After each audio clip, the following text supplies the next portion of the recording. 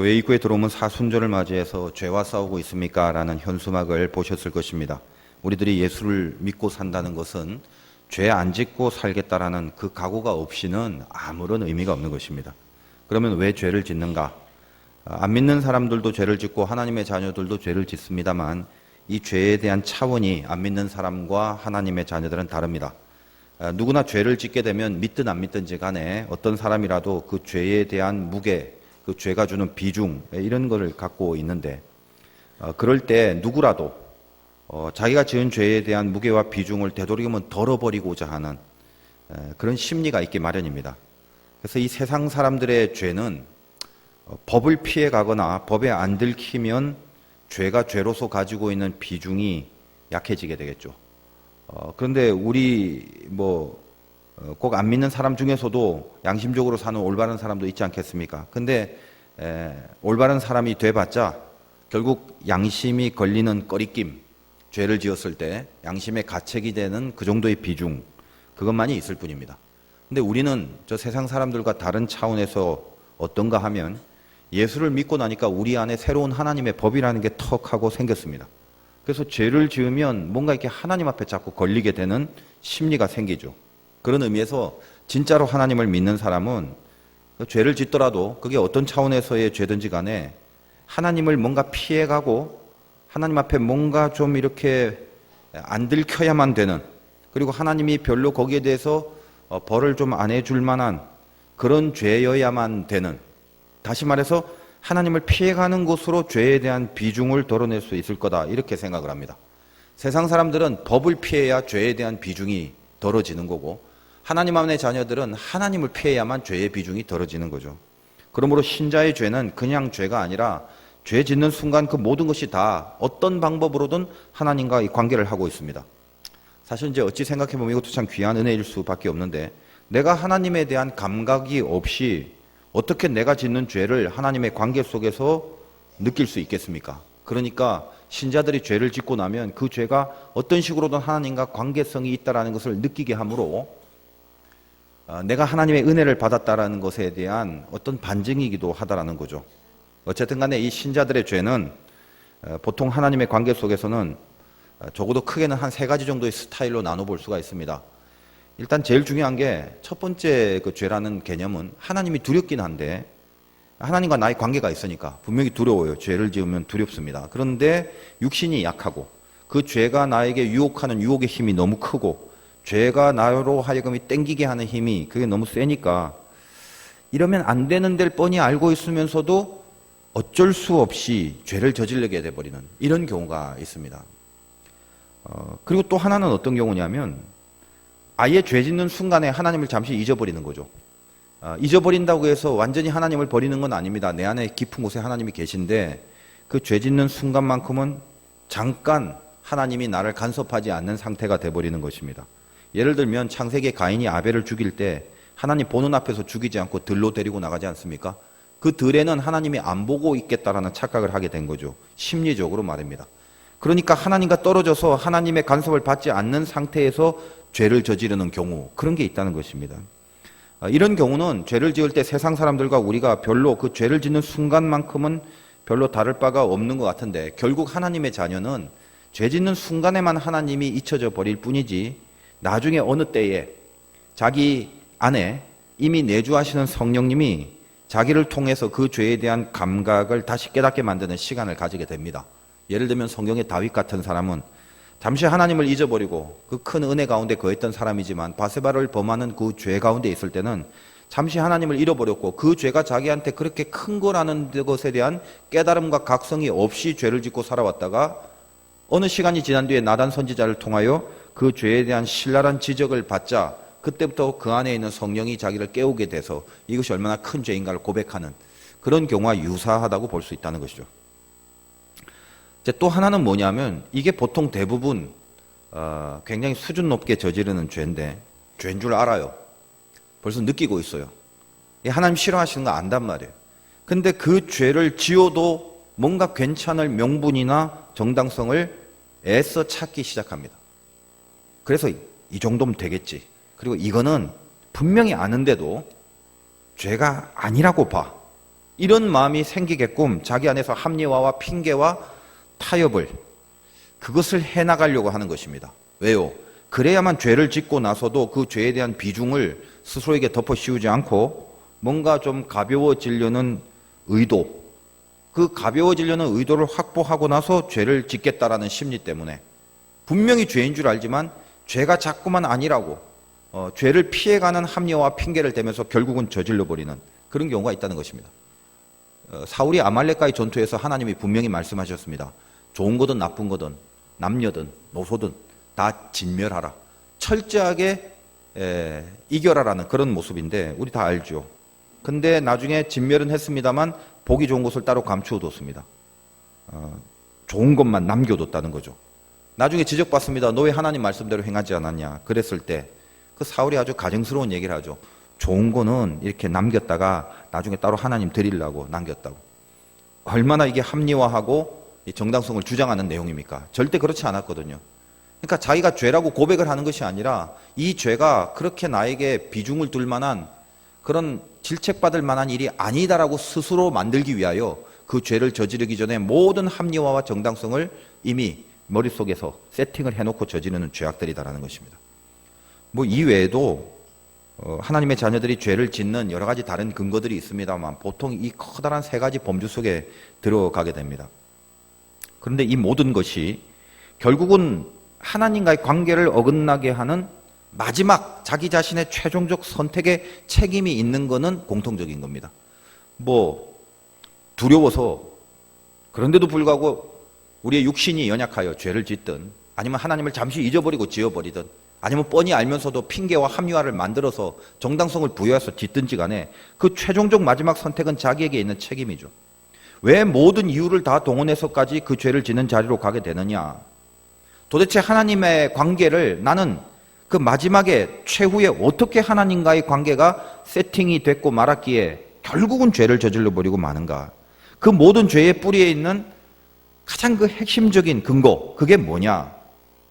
우리는 이미 그것을 창세기의 원죄 사건 안에서 모든 설명으로 들어 알고 있습니다. 하와가 선악과를 따먹게 되는데 먹지 말라고 하는 걸 결국 먹죠. 이것이 원죄인데 결국 따먹는 동기가 무엇이냐라는 걸 우리는 성경 통해서 알고 있습니다. 마귀가 와서 어떤 얘기를 합니까? 그거 먹으면 선악을 아는 일에 하나님과 같아진다. 그 말 때문이죠. 무슨 말입니까? 선과 악을 판단하고 결정하는 기준은 하나님 한 분이어야 됩니다. 그게 진리의 세계라고요. 하나님 보시기에 좋은 거, 이게 좋은 겁니다. 그게 진리의 세계예요. 근데 인간이 자기도 선과 악을 판단하고 분별하는 기준이 될 수 있다는 유혹을 받습니다. 내가 저질러 놓고 나도 이걸 선이라고 할 수 있는 자격이 있다는 거죠. 그 말에 넘어가 버립니다. 어떤 의미입니까? 내가 저질렀어요. 내가 좋아서 저질렀어요. 근데 내가 보기에 좋았더라 그렇게 해버리기만 하면 내가 보기에 좋은 것도 선이라고 쳐주니까 내가 싫은 죄를 저질러 놨는데도 불구하고 이 죄를 선이라고 여겨버리면 그것은 하나님과 같은 수준에서의 분별력의 기준이기 때문에 선으로 인정받는다. 이렇게 여기게 된다라는 생각. 그게 마귀가 주는 생각이죠.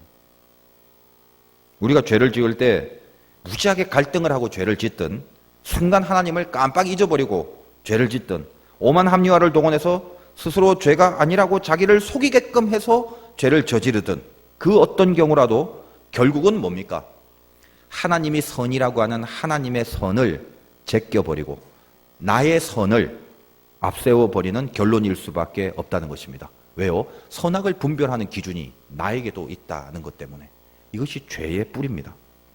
이 선악과를 따먹는 사건은 창세기에만 있는 유일해적인 사건이 아니라 지금 우리들이 매일매일 이 선악과를 따먹는 죄를 범할 수 있다고 말할 수 있습니다. 그걸 또 우리는 깨달아야 돼요. 어떤 겁니까? 하나님을 제껴버리는 최종 선택. 여러분의 최종 선택이 하나님을 제껴버리면 그게 결국 선악과를 따먹는 행위입니다. 그게 결국 죄라는 거죠. 죄를 바라볼 때, 그 선악과를 바라볼 때 성경은 보암직하고 먹음직하고 탐스럽게까지 보인다. 갑자기 그렇게 됐겠습니까? 평소에 선악과는 쳐다볼 필요도 없고 쳐다보지도 않았던 겁니다. 왜? 동산에 있는 모든 열매를 다 먹을 수 있었기 때문에. 그것은 아담과 하와에게 절대로 니드가 되지 않습니다. 그런데도 불구하고 갑자기 보암직하고 갑자기 먹음직하고 갑자기 탐스럽게 된 거죠. 왜 그럴까요? 그 전에는 생각하지 않았던 없었던 생각 하나가 쑥 들어온 거죠. 무슨 생각이요? 선악을 아는 일에 하나님과 같아진다라는 생각. 이제까지는 하나님이 선이라고 해야만 선인 줄 알고 그렇게 생각하고 있는데 문득 내가 좋은 거를 저질러 놓고도 내가 선이라고 해도 그게 선이 될 수도 있다라는 없었던 생각이 하나 쑥 들어온 겁니다. 사탄이 주는 생각. 이게 무슨 생각이에요? 하나님을 제낄 수 있는 생각, 그거죠. 우리 이제 뭐 110주년이라고 전도 좀 하자 이래갖고 뭐 이름도 써내고 뭐 그런 행사 합니다. 사실은 그것이 어때요? 그 뭐 교회 행사라는 게 뭐 새신자 무슨 행사 이렇게 늘 이렇게 익숙한 것들이 많지 않습니까? 근데 사실은 그것이 어떤 행사가 안 돼도 평소에 우리 삶이 그래야 되는데 우리가 연약한지라 가끔씩 그런 행사라는 틀 속에서 그 틀이 없으면 전혀 하지도 않았을 것을 늘 매일 일상 그렇게 해야 되는데 늘 매일 일상 그럴 만한 우리 실력이 안 되니까 틀을 하나 이렇게 주고 이번에라도 한번 해보자. 이제 이런 의도 아니겠습니까? 그치? 전도를 하려면 이제 부담도 되고 분명히 이 지상 과제인 건 맞는데 나를 통해서 하나님의 은혜가 이렇게 다른 사람에게 전해진다는 게 얼마나 영광스러운 일이에요. 이것처럼 귀한 게 어디 있습니까? 사실 이게 우리 모두의 궁극의 사명이거든요. 목표고. 근데 어쨌든 그 일을 한다는 게 참 기쁜 건데 참 부담이죠. 나 혼자 작전 기도를 하라면 할 수는 있는데 남에게 복음을 전한다는 게 그렇게 결코 쉽지만 않습니다. 사람을 대한다는 게 사람을 만나서 뭘 어떻게 한다는 게 그렇게 참 힘든 거일 수밖에 없죠. 어쨌든 간에 그것은 내가 하는 게 아니라 하나님이 하는 거기 때문에 내가 할 수 있는 부분에서는 분명히 그 역할을 하는 건 틀림없습니다. 근데 왜 그러냐? 전했을 때 거절당할 것 같은 부담, 이게 굉장히 우리에겐 크지요. 안 믿는 사람들이 전도를 받을 때 싫어하는 이유들이 있지 않습니까? 어떤 이유입니까? 그 이유의 여러 가지 그 이유들의 뿌리에는 인간이라는 게 자기 운명이 있고 자기 의지가 있는데 자기 인생을 자기 힘으로 안 살고 그 뭐 보이지도 않는 신의 존재라는 것에 기대고 그 신을 의지하면서 살라 하느냐. 참 자존심 상한다. 그 심리가 모든 보통 인간들의 마음속에 깔려있는 심리입니다. 이게 예수를 안 믿고 하나님을 안 믿는 입장에서는 굉장히 멋지고 뭔가 이렇게 건강하고 바람직한 생각 같아요. 저도 예수를 안 믿을 때는 당연히 그렇게 생각했기 때문에 그렇습니다. 아무리 어떤 사람이 착하게 살고 도덕적으로 살고 남을 돕고도 살고 선량하게 살고 그렇다 하더라도 이상하게 당신 인생을 참 선하게 사는데 그 선하신 하나님께 의지해서 더 좀 복되게 사세요라고 하면은 그렇게 착하게 사시는 양반도 왜 인생을 하나님께 의지해서 살라고? 그거 참 기분 나쁘네. 이렇게 하더라는 것입니다. 잘 살고 부유하고 학식이 높은 인생을 사는 뭔가 세상적으로 잘 나가는 사람들이 나 혼자 내버려둬도 나 이렇게 잘하고 있는데 왜 쓸데없이 하나님을 믿으래? 그렇게 하면서 내 인생을 내가 푸는 건데 내 인생을 다른 것에 의존하라는 말 자체에 자존심을 상해하는 거는 말할 것도 없거니와 그 잘 사는 사람들이 자존심 상해하는 거 그건 뭐 당연한 거라고 볼 수도 있겠지만 이게 참 신기한 게 당장 죽 한 그릇도 못 먹을 연약한 그런 사람일지라도요 인생을 하나님께 맡겨라 너 이렇게 해서 안 되지 않냐 그러면요 당장 끼니를 채우지 못할 사람들조차도 인생을 하나님께 맡긴다는 것을 굉장히 자존심 상해합니다. 왜 그럴까? 죄성이에요. 그게 죄성.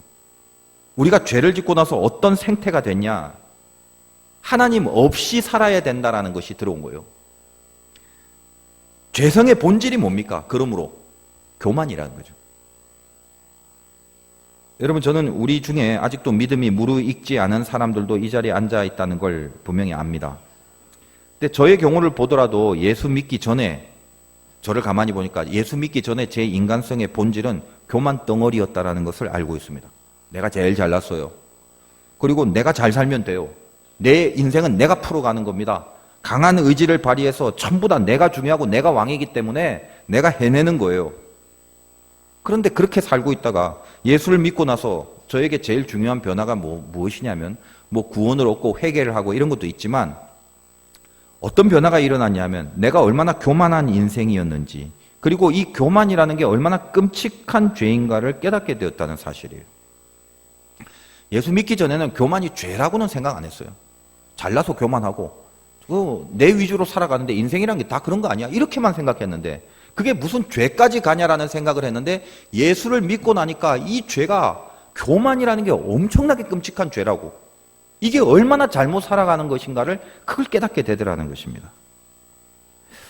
여러분이 인생에 하나님을 믿는다는 사건은 구원을 받았다라는 것으로 대변될 수 있습니다만 이런 거예요. 예수를 믿었다는 것은, 하나님을 믿고 산다는 것은 여러분의 교만을 깨트리는 시작이다라고 여기면 정답입니다. 제일 수준 낮은 인생의 모습이 뭐냐면요, 교만한 인생이에요. 사실은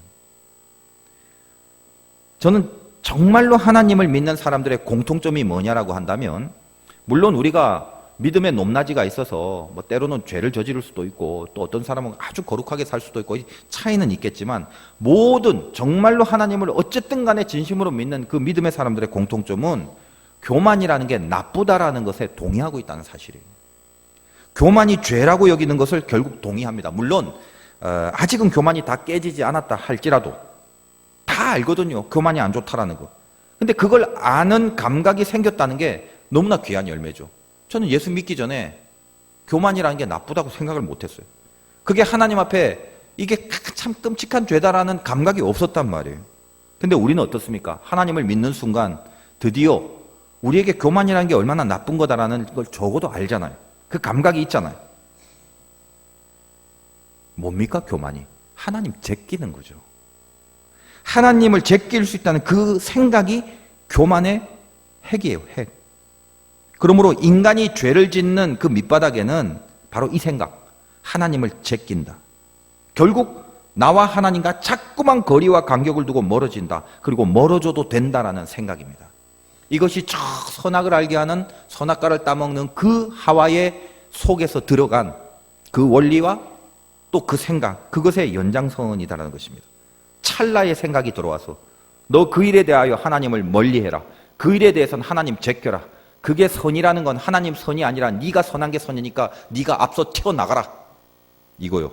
이 찰나의 생각에 우리는 어느덧 죄의 자리로 가버리고 만다는 것입니다. 제일 중요한 게 무엇입니까? 그러므로 여러분의 생각을 잡아야 돼요. 생각. 인생을 살아가면서 생각을 잡지 못하면 그 다음에 따라오는 감정과 의지의 순차가 삐뚤어지게 돼 있어요. 제어가 안 됩니다. 하나님을 제끼겠다는 생각, 이걸 잡아버려야 돼요. 우리 안에 죄성 때문에 이게 어쩔 수 없이 있단 말입니다. 여러분이 예배 가운데 설교를 듣는 이유가 무엇입니까? 혹은 여러분이 성경을 보는 이유가 뭐예요? 말씀을 들을 때 일어나는 첫 번째 증상이 뭐죠? 생각이 잡히는 거죠. 그걸 뭐라고 하냐면 각성이라고 그럽니다. 모르는 걸 알게 되는 경우도 있지만 이미 잊어버린 거, 뻔히 알아야 되는데 잊어버렸던 것들을 다시 생각나게 하는 경우도 있어요. 그러므로 예배가 귀한 이유가 무엇입니까? 여기서 선포되는 말씀, 이 말씀에 붙잡히는 의미가 뭐예요? 말씀을 통해서 생각을 잡는 작업이 먼저 일어나는 것입니다. 그래서 여러분은 경험을 많이 합니다. 야, 나의 경우에 해당되는 거구나. 성경에 쓰여진 이 말씀이 이렇게 나에게 길을 제시하는구나. 그렇게 하면서 가끔씩 주의 성령이 나에게 당면한 상황 속에서 해법을 줄 때를 굉장히 많이 느끼게 됩니다. 왜 그래요? 하나님의 살아 운동력 있는 말씀이 여러분의 생각을 잡아버리기 때문에 그래요. 생각을 잡으니까 따라오는 감정과 의지가 하나님이 원하는 대로 하나님 안에서 하나님을 제끼지 말고 하나님 앞에서 줄을 서서 우리의 지정의가 질서 있게 가는 그 역사를 만나게 된다는 것입니다. 어쨌든 사람의 생각은 그냥 생각만이 나오는 것이 아니라 조금 더 따져 들어간다면 이 생각의 배후에는 정신이라는 게 있어요. 생각이라는 게 나올 수 있는 배경이라고나 할까? 예를 들면 대포가 있습니다. 근데 이 대포에서 나오는 게 포탄이죠. 이 포탄이라는 것이 하나의 생각이라고 한다면 이 포탄을 쏠 수 있는 대포가 정신입니다. 그래서 이 정신 세계에서부터 거기에 맞춰져 있는 생각이 나오는 거예요. 그래서 어떤 사람의 생각을 보면 반드시 그 베이스에 정신이 깔려 있어요. 지금 고린도 교회를 향한 오늘 바울의 메시지가 뭐냐? 그들이 저지르고 있는 죄들은 잘못된 생각에서 비롯된 것들인데 그 생각은 그 시대의 정신이 반영된 거를 바울은 알고 있었어요. 그래서 너희들의 생각이 구체적으로 요런 생각이 잘못됐다를 말하기 전에 이 생각이 나올 수밖에 없는 너희들을 지배하고 있는 배후의 정신의 세상, 그 정신의 기준부터 다시 선명하게 잡아주고 있는 말씀이 오늘의 말씀입니다. 그래서 사실 좀 이게 방대할 수도 있지만 제가 되도록 하나님이 주시는 메시지만을 전하기 위하여 엑기스만을 아무튼 추려서 전하려고 아무튼 애를 쓰고 있습니다. 이제 애를 쓰겠습니다. 헬레니즘이라는 말을 많이 들어봤을 것입니다. 이 헬레니즘이 만연한 고린도 교회에 깔려있는 정신의 색깔, 이거 모르면 안 되는 거죠. 근데 이것이 굉장히 방대하여 지금 뭐 설교 시간에 다 말할 수는 없습니다. 우리가 필요로 하는 메시지를 알기 위해서 반드시 알아야 될 부분만 주요하게 제가 접근을 합니다. 여러분이 헬레니즘 생각하면 다른 거 다 빼고 이원론을 보면 됩니다. 두 가지가 나누어졌다라는 거예요. 지금 고린도 교회 당시 이 로마 시대 당시 저 밑바닥에 흐르는 시대 정신이에요. 그러니까 헬라주의라고 합니다. 이원론인데 분리된 두 개의 가치, 즉 마음과 몸, 이게 두 개가 나눠져 있어요. 육체와 영혼, 영과 육, 이게 다 따로 놉니다. 이게 이원론이에요. 그게 정신입니다. 정신. 이걸 아는 게 왜 중요하냐? 고린도 지역은 나중에 본격적으로 다루겠습니다만 우상의 신전에 수많은 창기들이 살았고 그 우상의 신을 섬김답시고 하는 게 신전에서 제사를 지내는 행위 외에 거기를 지키고 있는 창기들, 수많은 창기들과 같이 성적인 행위를 하는 그런 도덕적 부패와 타락, 그 성적 음행이 만연했다라는 거예요. 근데 우리 상식으로 볼 때 아무리 그게 우상이라도 종교긴 종교인데 어떻게 종교라는 그 고등 문화가 그렇게 부도덕한 행위를 용납하고 그렇게 부도덕하고 타락한 모습으로 만연될 수 있을까라는 의문이 생길 수밖에 없습니다. 근데 이건 우리가 뭘 놓쳐서냐 하면 바로 이 시대의 정신을 놓쳐서 그렇습니다. 우리는 구약 시대 때 이미 익숙한 바알보올의 사건을 압니다. 바알은 하늘의 신이고 아세라는 땅의 신이기 때문에 그들의 초미의 관심사는 풍성함이고 곡식이었죠. 그래서 곡식이 풍성하게 거두어지려면 비가 잘 내려야 되고, 그러니까 바알과 아세라를 섬기는 제사 의식 속에는 그 제단 앞에서 남자와 여자가 성관계를 하는 것을 통하여 하늘과 땅의 결합, 거기서 풍요로움이 나온다는 제의식의 상징으로 음행이 자행되고 있었습니다. 우리가 민수기를 다뤘을 때 그 비느하스의 질투의 하나님을 다뤄본 적이 있습니다. 그것이 하나님 뜻에 어긋나는 걸 알고 그들을 처단하는 이 비느하스의 모습을 보게 되는 거죠. 그런데 지금 이 신약 시대에 와서 이 시대의 지금 영역은 고린도입니다. 근데 고린도는 제가 첫 시간부터 늘 얘기했습니다만 그 우상에 대한 엄청난 신전들이 굉장히 많았죠. 동일하게 그 음행의 모습이 그대로 이 고린도에도 만연했습니다. 그 배후의 정신이 뭐예요? 왜 종교라는 고등 문화임에도 불구하고 왜 이런 것들이 만연하고 이런 것들이 자행되고 있었을까 이겁니다. 그 밑바닥의 정신이 뭐라고요? 헬레니즘이라고요. 분리가 된 것입니다. 육체와 영혼이 따로 노는 거예요. 육은 육대로 가더라도 그것이 영혼에 영향을 주거나 구속받지 않는다는 정신입니다. 내 영혼은 자유하다는 거죠. 육이 나의 영을 구속하고 지배하지 않는다는 철학이 밑바닥에 깔려 있어요. 껍데기가 껍데기대로 놀더라도 그건 상관이 없는 얘기입니다. 그래서 이제부터 좀 어려운 얘기지만 이게 어차피 성경에 나오는 것인지라 제가 할까 말까 하다가 잠시 이해를 돕고 갈 수밖에 없어서 최대한 제가 핵심적인 것만 설명을 좀 해드립니다. 사도행전 17장에 가면 사도 바울이 아레오바고라는 곳에서 그 수많은 우상 신전과 철학 사이에 복음을 전하는 아주 가슴 찡한 장면이 있습니다. 빨리 찾아보실 수 있는 분은 17장 16절을 보시고 사도행전 그냥 들으셔도 됩니다. 제가 또박또박 읽어드릴게요. 바울이 아덴에서 그들을 기다리다가 그 성에 우상이 가득한 것을 보고 마음에 격분하여 회당에서는 유대인과 경건한 사람들과 또 장터에서는 날마다 만나는 사람들과 변론하니 어떤 에피쿠로스와 스토아 철학자들도 바울과 쟁론할세 어떤 사람은 이르되 이 말쟁이가 무슨 말을 하고자 하느냐 하고 어떤 사람은 이르되 이방 신들을 전하는 사람인가 보다 하니 이는 바울이 예수와 부활을 전하기 때문이로라. 그를 붙들어 아레오바고로 가며 말하기를 네가 말하는 이 새로운 가르침이 뭔지 우리가 알 수 있겠냐?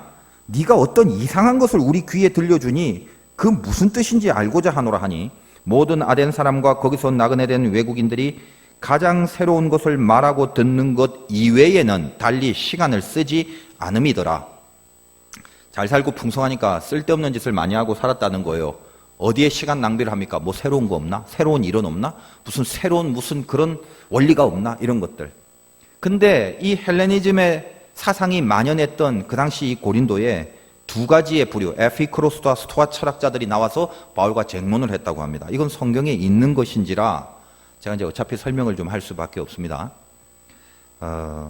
당시 이 이원론이라는 헬레니즘을 대표하는 사상의 두 기둥의 주류가 스토아 학파와 에피크로스 학파였는데 이걸 제가 다 자세히 말할 수는 없어요. 근데 반드시 알아야 될 부분을 말씀드립니다. 스토아는 뭐냐? 금욕을 추구하는 이성주의입니다.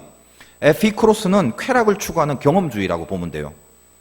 이것이 이 서구 철학과 근대 철학에 이어지기까지 그 밑바닥에 되는 두 기둥입니다. 얼마나 많은 영향을 끼치고 있는지 이루 다 말씀드릴 수는 없습니다.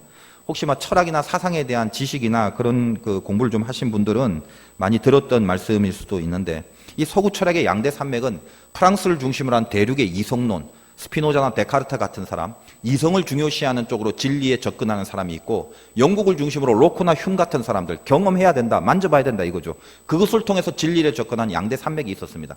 이것이 나중에 여러분이 들어봤던 이마누엘 칸트라든지 헤겔에 의하여 종합이 되고 그것이 현대 철학에 이어지게 됩니다. 어쨌든 서구 철학의 모든 문명의 밑바닥에는 이 헬레니즘에 있는 스토아와 에피큐로스가 굉장히 강한 두 뿌리의 사상으로 진을 치고 있었다는 사실이에요. 그런데 아무튼 그건 그렇지만 오늘 성경에 제시된 이 스토아 에피쿠로스는 둘 다 어떤 진리에 접근하려고 애는 씁니다. 그런데 추구하는 방법론이 정반대죠. 정반대입니다. 반대의 방법론을 씁니다만 그 밑바닥의 뿌리의 의도, 그들이 추구하는 의도는 동일합니다. 둘 다 배경이 뭐예요? 헬레니즘 속에서 튀어나온 것입니다. 헬레니즘이 아까 뭐라고 그랬어요? 이원론, 영과 육이 분리된 거예요. 그러면 분리됐기 때문에 하나에 각각 극단적인 강조점을 둔다라고 해석을 하시면 됩니다. 이건 이제 제가 하는 해석이기 때문에 오늘의 이 메시지의 초점에 맞추어서 알아들으실 것만 알아들으시면 될 것 같아요. 아까 말했죠. 에피쿠로스는 신은 인정하긴 합니다. 근데 별로 중요하지 않아요. 인간과 무관합니다. 어차피 죽으면 육과 영은 같이 소멸합니다. 왜? 이 분야는 경험 중심이기 때문에 그래요. 그러니까 이 땅이 다, 이 땅에서 즐겁게 행복을 추구하자 이겁니다. 그래서 에피쿠로스를 쾌락주의라고 하는데, 이것도 조금 오해하지 말아야 될 게, 쾌락이라고 해서 망고 노세 젊은 노세 이것이 진리다 이건 아닙니다. 흥청거리고 노는 그런 주의가 아니라 그 즐거움이 어디에 비중을 두고 어디에 강조점을 두어야 확보되는가에 대한 철학이죠. 그래서 에피쿠로스는 몸과 마음이라고 할 때 이 몸에 비중을 두고 있는 걸 말합니다. 그 이유가 뭘까요? 마음은 별로 중요한 게 아니에요. 영은 별로 중요한 거 아니에요. 신이라는 게 있든 없든 중요하지 않아요. 어차피 이 땅에서 내가 죽으면 신도 다 없어지는 거예요. 별로 중요한 게 아니에요. 이게 제일 중요한 거예요. 몸에 비중을 둔 거. 스토아는 반대예요. 스토아는 이성주의고 금욕인데, 왜 금욕이냐? 자기 이성으로 육을 누르는 겁니다. 다시 말하여 몸보다는 마음에 비중을 두고 있기 때문에 마음으로 몸을 컨트롤하는 거, 마음의 비중이 강하죠. 안 보이는 거, 영의 세계, 이게 훨씬 강합니다. 그러니까 스토아는 뭐예요? 신이 있기는 있어요. 에피쿠로스는 있긴 있지만 별로 중요하지 않고, 신은 있긴 있는데 하나가 아니라 수없이 많아요. 왜? 보이지 않는 마음, 보이지 않는 정신, 이게 다 중요한 거라고 여기기 때문에 무지하게 많습니다. 그냥 전부 다 신이라는 이름을 때려 붙입니다. 그걸 범신론이라고 그래요. 기독교가 피해야 될 것 중에 하나죠. 그들에게 있어서는 유일신이 아닙니다. 그리고 그 두 학파 전부 다 구원, 영생 그런 거 없어요.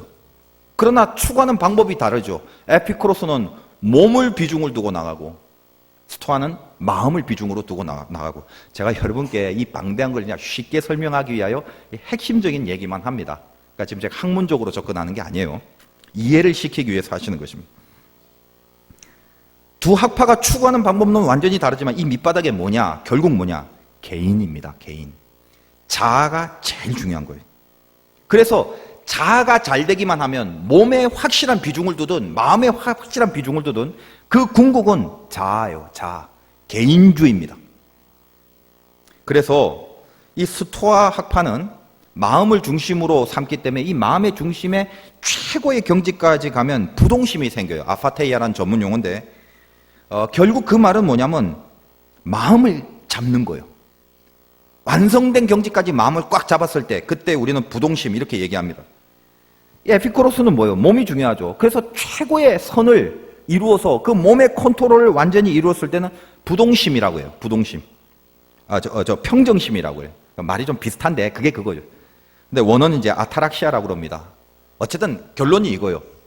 최고로 갔을 때 몸을 중심에 한 거, 최고로 갔을 때 마음을 중심으로 한 거. 그래서 평정심, 부동심 이런 표현을 써가면서 이렇게 자기들의 핵심 이슈를 설정을 합니다. 근데 밑바닥에는 둘 다 뭐다? 제일 좋은 거. 내가 얼마나 좋아야 되냐, 내가 좋으면 다 선이다, 이게 밑에 깔려 있다라는 거예요. 사도 바울과 쟁론했던 스토아와 이 에피쿠로스의 밑바닥에 그들이 추구하는 거는 달랐을지 몰라도 밑바닥에서는 내가 지금 제일 좋아하는 것이 뭐냐, 오로지 거기에 대한 관심, 내가 좋으면 선이다 이거예요. 이 중요한 신약 시대에 두 사상의 철학이 가능했던 이유, 다시 말해서 아까 말씀드렸습니다만 이 생각이 튀어나오게 되려면, 포탄이 나오려면 이 대포가 필요하다고 그랬죠. 이 스토아나 에피쿠로스라는 포탄이 나오기 위한, 이 생각들이 나오기 위한 밑바닥 정신인 대포가 뭐냐면 헬레니즘의 이원론이라는 거예요. 어차피 나누어진 거예요. 이 두 가지를 양극화하여 파생되는 이 시대의 두 가지 큰 생각들이 성경에 이렇게 소개되어 있습니다. 바울은 이 헬레니즘 시대의 이 시대 정신 가운데 아까 중간에 읽은 사도행전 본문에 의하면 아레오바고라는 광장에 가서 그들을 향하여 이 두 양극으로 그들의 삶의 목표를 이루려는 그 만연한 시대 정신의 한가운데 서서 바울은 너희가 추구하고 너희가 섬기는 신은 그런 진짜 신들이 아니래. 거기서 하나님이 오직 유일신이라는 것을 가슴 진하게 전하는 장면이에요. 그게 사도행전 17장에 있는 가슴 뛰는 사도 바울의 설교입니다. 근데 오늘은 사도행전을 다루는 것이 아니라 고린도를 다루기 때문에 동일한 원리입니다만 고린도 전서로 돌아옵니다. 자, 이제부터 하는 말을 하기 위해서 이렇게 장장한 논리를 제가 펼쳤습니다. 왜 우리가 하나님을 믿고 예수를 믿으면 오늘 말씀의 제목처럼 더럽게 살지 말아야 되는지 아냐 이거예요. 오늘 본문 16절 17절 고린도전서 3장 16절 17절 봅니다. 너희는 너희가 하나님의 성전인 것과 하나님의 성령이 너희 안에 계시는 것을 알지 못하느냐. 누구든지 하나님의 성전을 더럽히면 하나님이 그 사람을 멸하시리라. 하나님의 성전은 거룩하니 너희도 그러하니라. 너희 몸은 따로 분리된 게 아니란 말이에요. 너희 몸과 너의 마음이 따로 노는 게 아니다. 영과 육이 두 개로 분리돼서 따로 노는 게 아니다. 너희 육신, 너희 몸이 뭔 줄 아냐? 하나님의 성령이 거하는 성전이다. 더럽히지 말지어다. 이 말이 여기서부터 나온 거라는 걸 설명하기 위하여 이 정신에 대한 이야기를 제가 할 수밖에 없었습니다. 누구든지 하나님의 성전을 더럽히면 하나님이 그 사람을 멸하시리라. 고린도의 수많은 우상 신들을 섬겼던 그 시대 정신과 문화가 근본에서부터 어떻게 틀렸는가를 먼저 말을 해야 됩니다. 분리될 수 없는 것이며 몸을 통해서 마음이 드러나고 마음을 통해서 몸이 드러나는 거고, 너희가 정말 예수를 믿는 사람은 너희 안에 성령이 있는 성전으로 너희를 생각하지 않는 이상 이 시대의 악과 이 시대의 우상에 만연한 이 음행의 문화를 벗어나 이기고 극복할 수 없느니라 이 말이에요. 오늘 예배 가운데 다른 거 다 이해 못해도 좋습니다. 분명한 거 하나만 새기고 합시다. 우리가 누구냐 이거예요. 우리 정체가 뭐냐? 내 안에 성령이 거하시는 성전, 그게 납니다. 여러분이 누구라고요? 여러분 안에 성령이 거하시는 성전입니다. 여러분이 돌아다니는 건 내가 돌아다니는 게 아니라 성전이 돌아다니는 거예요. 여러분이 만나는 사람은 나를 만나는 게 아니라 성전이 만나는 사람입니다. 실감하십니까? 제가 기도할 때 참 많이 붙들고 주장하는 말씀이 이거예요. 아플 때도 있죠. 몸에 병마가 들어와서 몸이 아플 때도 있고, 또 마음이 다쳐서 마음이 아플 때가 있고, 죄가 들어와서 죄 때문에 또 약해지고 헷갈릴 때가 있고, 그때 제가 참 많이 인용을 합니다. 스스로. 주님, 저는 성령이 거하는 성전입니다. 이것은 성령이 거할 만한 제 수준과 실력이 되어서 하는 말이 아니라 이 약속을 제가 붙잡는 거죠. 나를 누구로 여기십니까? 하나님이? 내가 네 안에 있는, 성령이 네 안에 있는 너는 성전이다. 그게 접니다. 그러니 어떻게 합니까? 내 안에 나쁜 것이 들어와 거할 수 없습니다. 하나님, 내 안에 아픈 것이 들어와 거할 수 없습니다. 나를 다치게 하는 세력이 진치고 있을 수 없습니다. 죄와 어둠과 또 은혜와 떨어지는 그런 모든 나쁜 악한 세력들이 내 안에 있을 수 없습니다. 주님, 저는 성령이 거하는 성전이기 때문입니다. 이게 여러분의 기도가 돼요. 우리가 이 땅을 살면서 어떤 모습으로 사는 겁니까? 고로 성전으로 산다는 거죠. 성전으로 산다는 것은 어떤 겁니까?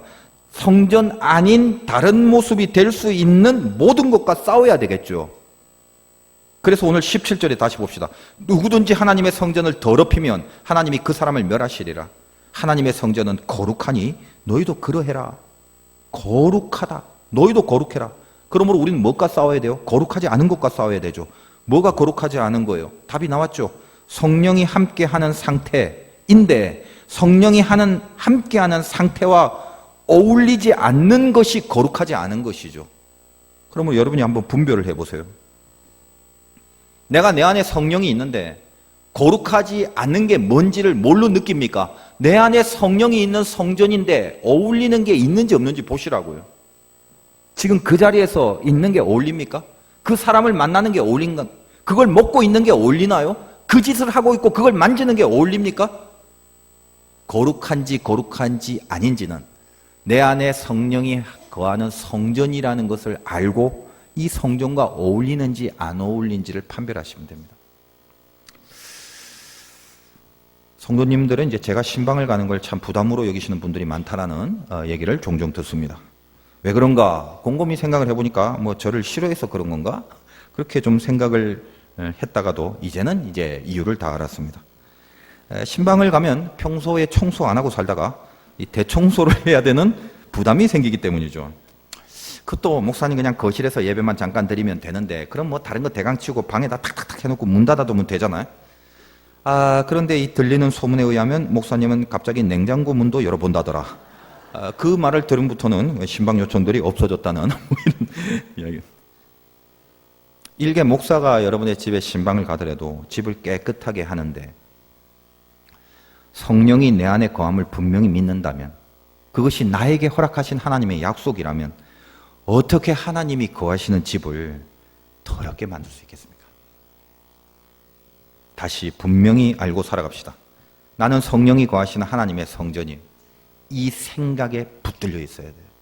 한 주간 살아가면서 나를 뭘로 파악해? 나는 성령이 거하는 성전이다. 모든 일체에 더럽게 하는 것들로부터 자기 자신을 더럽히지 않을 힘이 바로 이 생각에 붙잡힐 때 나오게 됩니다. 18절 이하의 내용을 보세요. 이제 이 성전의 얘기를 해놓고 아무도 자신을 속이지 말라. 너희 중에 누구든지 이 세상에서 지혜 있는 줄 생각하거든 어리석은 자가 되라. 그리하여야 지혜로운 자가 되리라. 무슨 말입니까? 자기를 속이지 말래요. 세상의 지혜, 말씀드렸던 이 헬레니즘의 시대 정신 가운데 이원론 속에 분리된 것들, 그래서 거기서 마음껏 육신이 엉망이 돼도 괜찮다라고 여길 수밖에 없는 그런 쓸데없는 세상의 지혜에 붙들리지 마. 그 생각 분명히 처단해라. 자기를 속이지 마라. 19절 이 세상 지혜는 하나님께 어리석은 것이니 기록된 바 하나님은 지혜 있는 자들로 하여금 자기 꾀에 빠지게 하시느니라. 헬레니즘이라는 자기 생각들이 굉장히 고급스러워 버리고 굉장히 수준 높은 철학이란 것처럼 여기지만 결국 하나님을 제껴버리는 정신뿐이라면 그건 지혜가 아니라 자기 꾀에 빠지게 되는 거일 뿐이다 이 말이죠. 자기가 맞다고 여기는 그것이 결국 선악과를 따먹게 되는 것처럼 그 합리화, 그 정신 속에서 우러나와 만들어낸 그 거짓된 정당성, 그 잔꾀들이 20절에 보니까 주께서 지혜 있는 자들의 생각을 헛것으로 하신다. 헛것이더라라는 것입니다. 그리고 21절에 이후에 뭐라고 합니까? 그런즉 누구든지 사람은 자랑하지 마. 만물이 다 너의 거다. 바울, 아볼로, 게바, 세계, 생명, 사망, 지금, 장래 다 너의 거다. 근데 너희는 뭐다? 그리스도의 거다. 그리스도는 하나님의 것이다. 이걸 거꾸로 해봅시다. 하나님의 것이다. 이게 첫째 주.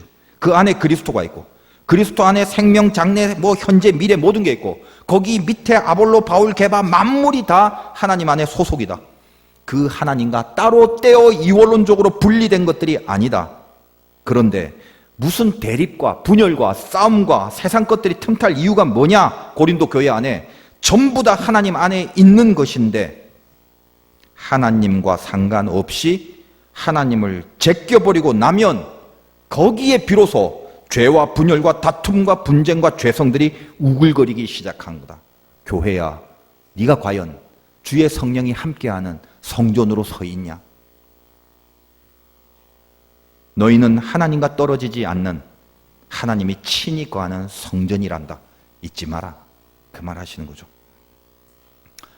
여기까지가 사실은 끝내야 되는데 제가 참 친절하여 이 추상적인 메시지에 우리 삶 속에 좀 더 구체적으로 점검을 한번 해봅시다.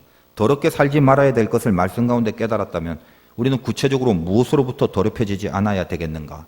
창세기에 보면 보암직, 먹음직, 탐스럽게 하는 거, 이게 더러워지면 안 되는 거죠. 제가 원제 설명하지 않았습니까? 보암직 하면 안 되겠죠. 이 말은 뭡니까? 우리 감각을 더럽히면 안 돼요.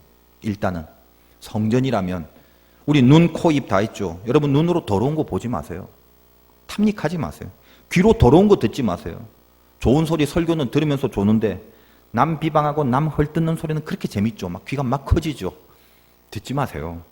더러운 말 입에서 나오지 마세요. 제어하여 통제해야 됩니다. 더러운 건 손으로 만지지 마세요. 여러분의 거룩한 성전의 발로 거기 가지 마세요. 더러운 곳에. 여러분이 만나는 일체의 더러운 만남을 끊으셔야 됩니다. 그게 성전이라고요. 나 같은 게요. 예. 저와 여러분 같은 게 성전이래요. 이게 하나님의 말씀이에요. 나 같은 게요. 맞아요. 저와 여러분 같이 죄덩어리가 성령이 우리 안에 거하신대요.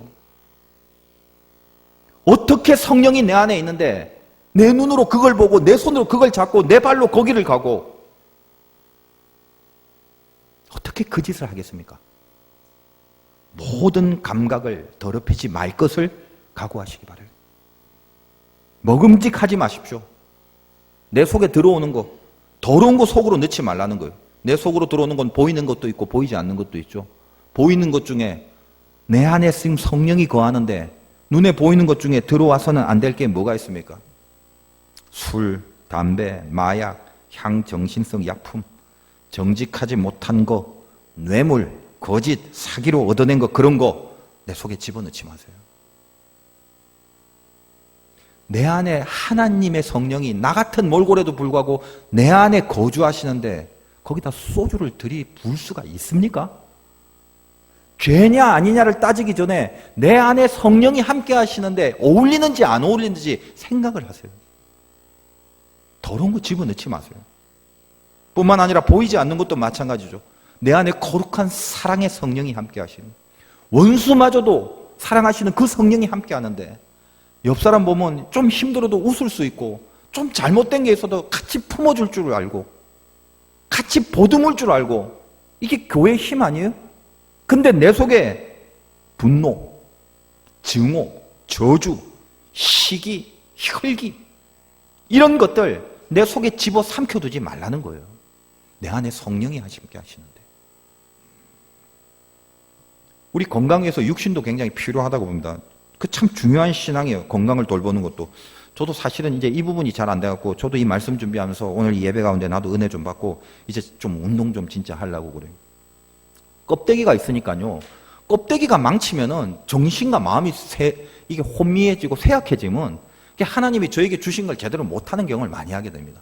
이거는 제가 지켜야 되는데 지키지 못하면 이것도 죄다라고 싶어요. 그 뭐 미생이라는 유명한 드라마가 있어요. 회사원 이야기인데 이 거친 회사원들이 이 삶에 그 부대끼는 그런 얘기를, 그 많은 어록들이 있어요. 그때 제가 마음에 와닿는 구절이 이거예요. 이기고 싶다면 네 고민을 충분히 견뎌줄 몸을 먼저 만들어라. 아, 가슴에 와닿는 말이에요. 그래서 저도 아무튼 오늘 예배 가운데 은혜 받고 제 건강을 위해서 운동도 좀 해야겠다. 그렇게 아무튼 결심도 한번 해봅니다. 여러분 안에 성령이 있다는 거 잊지 마세요. 그리고 또 하나, 탐스러운 거. 그거요. 여러분의 요구가 탐스러운 거를 따라가면 안 되죠. 하나님의 요구를 따라가야 됩니다. 하나님이 탐스럽게 여기는 그걸 가야죠. 내가 볼 때 탐스러운 거 따라가지 말라는 거예요.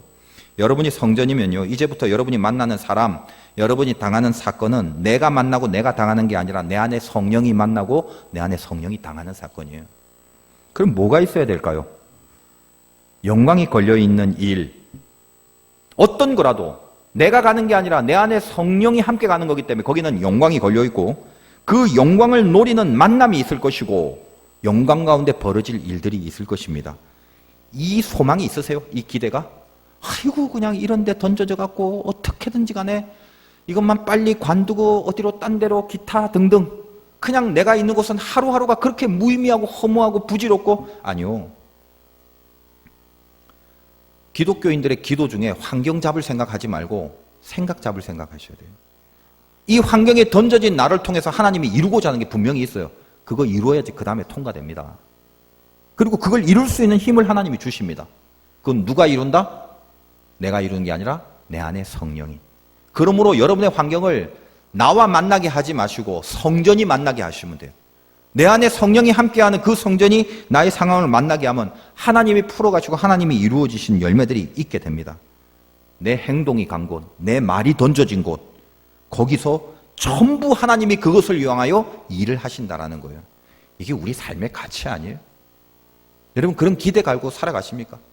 어제와 똑같은 오늘의 직장, 어제와 똑같은 오늘의 가정, 어제와 똑같은 그 사람을 오늘 만난다 할지라도 예배 가운데 은혜 받았다면 내일부터 당장 성정된 사람으로 맞닥뜨려 보세요. 판도가 달라집니다. 판도가. 그걸 기대하셔야죠.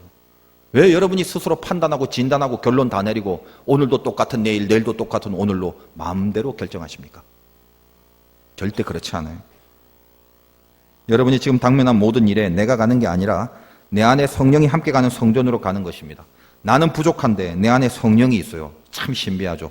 나는 부족한데 최고의 하나님이 내 안에 들어가 있어요.